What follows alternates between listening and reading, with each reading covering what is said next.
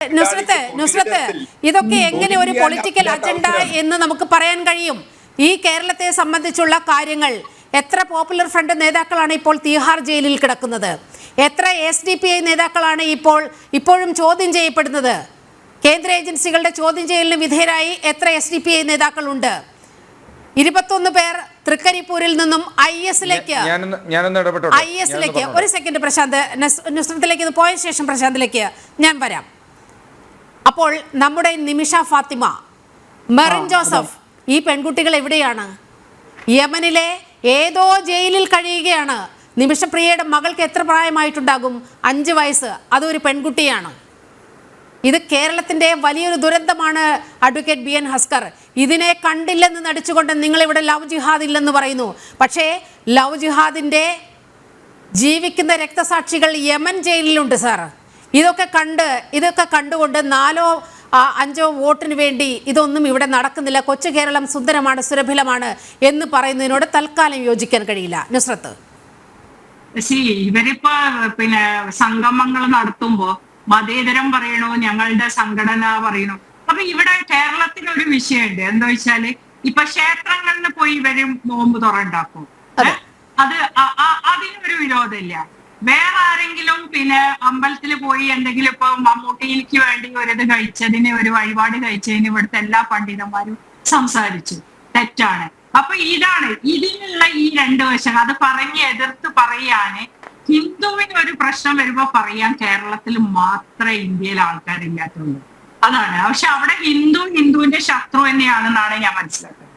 കാരണം പല ആൾക്കാരും ഈ ഒരു എതിർപ്പിനോട് പോയി കമ്മ്യൂണിസത്തിലും ഈ കോൺഗ്രസിനെയൊക്കെ സപ്പോർട്ട് ചെയ്യാൻ വേണ്ടിയിട്ട് നന്നായിട്ട് പ്രവർത്തിക്കുന്നുണ്ട്. അതുകൊണ്ട് മാത്രമാണ് ലോകത്തെ എവിടെ കോൺഗ്രസിന് എന്ത് അടിവേരടങ്ങിയാലും കേരളത്തിലെ കോൺഗ്രസിന് ഒന്നും തന്നെ സംഭവിക്കില്ല. കണ്ടിട്ടില്ലേ? അപ്പൊ ഈ ഒരു പ്രചോദനമാണ് ഇവർക്ക് ഇത്ര ധൈര്യം അവിടെ. ബാക്കിയുള്ളവർക്ക് എന്ത് മതേതരം പറഞ്ഞിട്ട് മുമ്പിൽ മതേതരം പറയും. എന്ത് മതേതരം അവർക്കുള്ളത്? നോമ്പ് നോൽക്കുന്നവനും എന്താണ് എന്തെങ്കിലും ഭക്ഷണം ഏതെങ്കിലും ജാഥയിൽ മുസ്ലിങ്ങൾ കൊടുക്കുന്നവന് സ്വർഗത്ത് പോണവന്, ഇപ്പുറത്ത് വന്ന് അമ്പലത്തിൽ പോണവന്റെ കൂടെ ഒന്ന് പോയി അമ്പലത്തിൽ കയറി അവിടെ പോണവന് നരകത്തില്. ഈ സാധനം പറയണവരെങ്ങനെ മതേതരം എന്നുള്ള വാക്കോരെ വിളിക്കുക? അത് പറയും. ഇന്നലെ മെനയാന്ന് എനിക്കൊരു സംഭവം ഉണ്ടായി.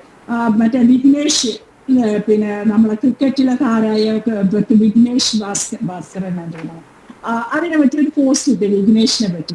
അപ്പൊ സഹായിച്ച ഒരു സുഹൃത്ത്, ഈ വഴിയിലേക്ക് വരാൻ സഹായിച്ച ഒരു സുഹൃത്തിനും അച്ഛനമ്മക്ക് അഭിവാദ്യങ്ങൾ പറഞ്ഞു. അതിൻ്റെ അടിയിൽ വന്ന് എഴുതിയ തെറി നിങ്ങൾ കാണണം. ഞാനൊരു സുഹൃത്തിനെ ഉദ്ദേശിച്ചുള്ളൂ. കാരണം എന്നെ സംബന്ധിച്ചിട്ട് ഞാൻ മുസ്ലിം, എൻ്റെ അമ്മയുടെ അച്ഛൻ്റെ മതം മുസ്ലിം ആയതുകൊണ്ട് ഞാൻ മുസ്ലിമാണ്. പക്ഷെ ഞാൻ എന്നെ ജനിപ്പിച്ച ദൈവത്തിൽ മാത്രം വിശ്വസിക്കാനാവുന്നു. അപ്പൊ അതിൽ വരുന്ന സത്യത്തിലുള്ള ഏത് ആരാണോ പറയുന്നത്, അതിന് മതത്തിനോട് ഞാൻ ഒരു കടപ്പാടും എനിക്കില്ല. കാരണം മതം മനുഷ്യനുണ്ടാക്കിയാന്ന് മാത്രം പച്ചയായുണ്ട്. കാരണം ഇവരൊക്കെ പറയണ്ടല്ലോ സ്വർഗത്ത് പോവാനും മറ്റേതെന്ന്. എനിക്ക് ചോദിക്കാനുള്ള ഒരു സിമ്പിൾ ചോദ്യം ഇവരൊക്കെ ആലോചിക്കേണ്ട. ഇതൊക്കെ ഉണ്ടാക്കുമ്പോ മനുഷ്യൻ തെറ്റിലേക്ക് പോവാണ്ടിരിക്കാനും ഇങ്ങനെ വർഗീയത ഇതാക്കിയിട്ട് ഇന്ത്യനെ ഒരു മാതൃരാജ്യത്തെ തകർക്കാൻ വേണ്ടി പണം ഒഴുക്കുന്ന ഈ ജിഹാദി ഇല്ല എന്ന് ആരാ പറയാ? ആദ്യക്ക് വേണ്ടി ഒരൊറ്റ വെള്ളിയാഴ്ച കൊണ്ട് കോടികൾ പിരിഞ്ഞ കേരള. നിങ്ങളൊരു അസുഖമുള്ള ഒരുത്തന് വേണ്ടിയിട്ട് പോയിട്ട് ഒരു പൈസ വയ്ക്കി. എന്തിനു വേണ്ടി? പ്രേമിച്ചോണ്ട് കൂടെ പോവാൻ വേണ്ടിയിട്ട്. ഇതൊക്കെ നമുക്ക് കാണിച്ചു തന്നിട്ട് തന്നെയാണ് നമ്മൾ ജിഹാദികൾ ഉണ്ട് പറയുന്നത്. സിനിമയെന്ന് വരണ്ട, അല്ലാതെ എത്ര ഉണ്ട്. ഇപ്പൊ കഴിഞ്ഞ ദിവസങ്ങളിൽ എത്രയാ കാര്യങ്ങൾ നമ്മൾ കണ്ട്. എന്തുകൊണ്ട് കേരളത്തിൽ തന്നെ വന്ന് ഈ ആൾക്കാർ ബോംബിടുന്ന ഇതാക്കണേ? ട്രെയിനില് പെട്രോൾ കൊണ്ട് ഇവിടുന്ന് ഡൽഹിയിൽ നിന്ന് കയറി വന്ന് ഒരുത്തൻ പെട്രോൾ കൊണ്ട് എലത്തൂരിൽ നിന്ന് പെട്രോൾ ഒഴിച്ച് കത്തി. അവൻ ആരും ഈ റൂട്ടൊക്കെ പറഞ്ഞു കൊടുത്തു. അവൻ ഒരു ദിവസം മുഴുവനും കണ്ണൂര് താമസിച്ചിട്ട് അവൻ അടുത്ത ട്രെയിൻ കയറി. ആരവന് അഭയം കൊടുത്ത്? ആരവന് ഭക്ഷണം കൊടുത്ത്? ഇവിടെ ഈ സ്ഥലത്തുള്ള ആൾക്ക് അവിടുത്തെ എല്ലാ റൂട്ടുകളും തന്നെ. അപ്പൊ ഇതിനെല്ലാം കൊട പിടിക്കാൻ വേണ്ടിയിട്ട് അവിടെ ആൾക്കാരുണ്ട്. അവരെ സപ്പോർട്ട് ചെയ്യാൻ എല്ലാ നിയമത്തിലേക്ക് സ്വകാര്യമായി ആൾക്കാർ ഇതിൽ പ്രവർത്തിക്കുന്നുണ്ട്. അവര് ശക്തി പ്രാപിച്ചു കഴിഞ്ഞു.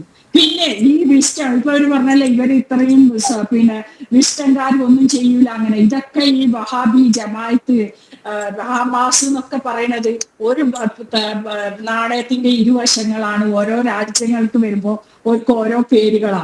അവരുടെ അവസാന ഇതെന്ന് പറയുന്നത് അവർക്ക് ഇവിടെ ഒരു ലഹള ഉണ്ടാക്കുക കേരളത്തിൽ, അതിൽ ഒരു സംശയം വേണ്ട. 1921 ഇത് തന്നെ സംഭവിച്ചത്. Yes. എന്റെ മേക്കിട്ട് കയറാൻ വരും, അത് ഞാൻ തീരെ ബോധേഡല്ല. കാരണം എന്റെ ഗ്രേറ്റ് ഗ്രാൻഡ് മദർ, എന്റെ ഉമ്മാടെ ഉമ്മാനെ ഞാൻ കണ്ടിട്ടുണ്ട്. ചെറുപ്പത്തിൽ കഥ പറയുമായിരുന്നു. ആ കാലത്ത് അവരൊരു പിന്നെ വളർന്നു വരുന്ന പ്രായത്തായിരുന്നു അത്ര 921 തുടങ്ങിയത്. ആ തുടങ്ങിയ സമയത്ത് ഇവരെല്ലാം അട്ടത്ത് കയറ്റി ഒളിപ്പിച്ച അവസരങ്ങൾ ഉണ്ടായ കഥയൊക്കെ പറയും. അപ്പൊ അതിൽ പറയുന്നുണ്ട്, അവിടെ ഉണ്ടായിരുന്ന അവിടെ പണിയെടുക്കാൻ വരില്ല, പാടത്ത് പണിയെടുക്കാൻ വരുന്ന ഒരു വേലുവോ അവരെ ഭാര്യ, അയാളെ കയ്യും കെട്ടി കൊണ്ടുവന്ന് ഇവരെ ആ പറയുമ്പോ കരയും. ഓനെ കൊണ്ടുവന്ന് ഇതിന്റെ മുറ്റത്തൂടെ ആ കിണർ, അവിടെ ഒരു കിണറുണ്ട് ഞങ്ങളെ. അപ്പൊ ആ കിണർ കൊണ്ടുപോയി ആ ചരിത്രത്തിലേക്ക് കൂടി നമ്മൾ ഒന്ന് പോകേണ്ടതുണ്ട് നുസ്രത്ത്. ചെറിയൊരിടവേള അവിടെയാണ് നമ്മൾ ഭയക്കേണ്ടത്. കേരളം ഭയക്കണം എന്ന് പറയുന്നത് അങ്ങ് 1921 ഓർമ്മകൾ കൂടി കൂട്ടുവെച്ചുകൊണ്ടാണ് നമ്മൾ ഈ വർത്തമാനകാല സാഹചര്യത്തിൽ കേരളം ഭയക്കണം എന്ന അടിക്കുറിപ്പ് ജനം മുന്നോട്ട് വെക്കുന്നത്.